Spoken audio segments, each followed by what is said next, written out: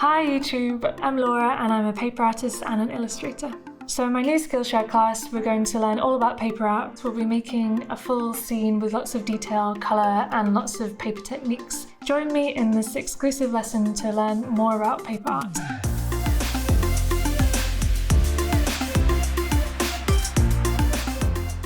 So we're going to start with your scissors. Whatever pair of scissors you're using, I really want you to focus your paper in the middle of the V of the scissors. So note where they kind of overlap.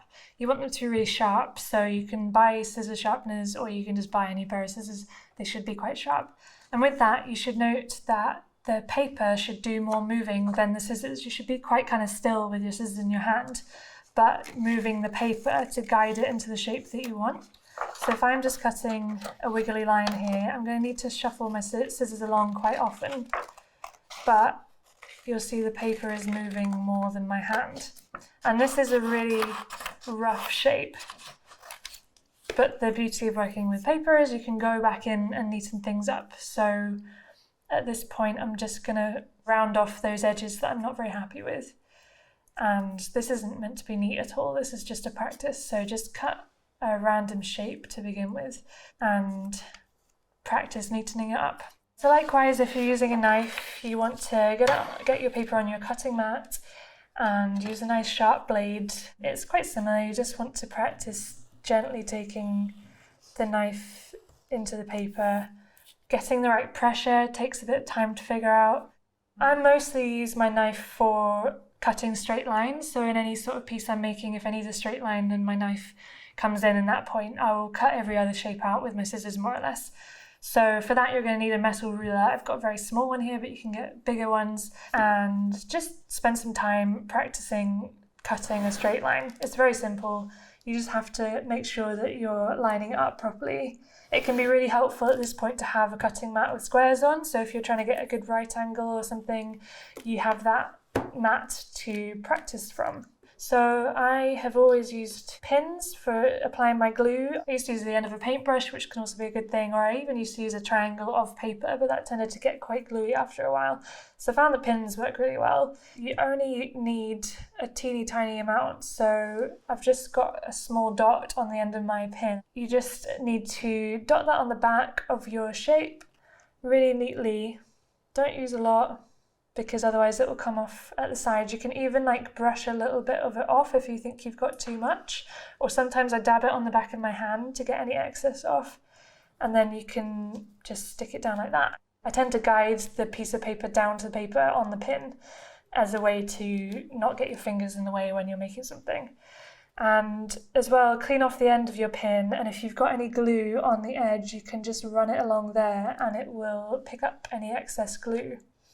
This is quite a large shape, so you probably just want to dot a small bit along the edge of each bit of the shape. You can dot it and then sort of pull it along as well. That will stick it nicely to what you're sticking it to. It's always better to use too little than too much. You don't want to overdo it. If you've got an edge that is maybe sticking up a bit, you can always go in with some more glue rather than sticking it down originally with too much. You can just go in like that and stick that edge down. If you do have a sort of gluey problem, if there's a bit of a mess, you can get a wet paintbrush and just kind of lightly brush along any kind of gluey surface to get rid of it, but don't do that too much, otherwise you'll upset the sort of fibres of the paper and it will end up tearing a little bit. So a nice way to add texture, which is completely optional, is using a bit of gouache paint. So for gouache paint, you want to water it down just a little bit so it comes onto the paper smoothly. What's quite nice is just to directly paint onto the paper, let it dry and then cut it out. That's kind of the thing I tend to do. So here I'm just doing some rough lines. I'll show you a finished piece, which is quite handy. This little old man, I've used quite a lot of painted details, so in his face you can see his eyes and his mouth, and I've added a bit of colour on his face, so he's got sort of a little bit of colour to his cheeks and his nose and his ear, and then on his turtleneck jumper that he's got these sort of lines that I've just cut out from painting onto a piece of paper with that gouache paint. And as well, you can see in his jeans and his shoes, you've got some details there that have been added with paint. So sort of little features like this are really nice to add in. They're not necessary at all. You can totally do things just with paper. So now it's your turn. If you grab a sheet of paper and start cutting out, just start playing around. Try some wiggly lines, some straight lines, either with your knife or with your scissors. You can try cutting out a circle and then going and neatening it up. Circles are notoriously hard, so don't worry if it takes you a few goes to get it right. With the shapes you've got, if you stick them down, figure out the glue that you need, figure out how to apply it neatly with a pin. And then you can play around a bit with textures with some paint. If you don't want to use paint, you can also use pencils. You can do whatever you like. Just experiment with one sheet of paper so we're not wasting a lot. But try some of these techniques out just so you're warming up to them. Thank you so much for watching. With Skillshare, you get access to thousands of courses, but you're going to want to start with mine.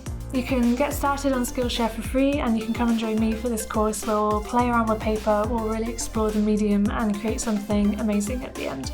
You can find a full course that I've made with Skillshare linked below. I look forward to what we'll make together. Thanks for watching. If you enjoyed this video, feel free to like and subscribe to stay up to date on all of our latest videos.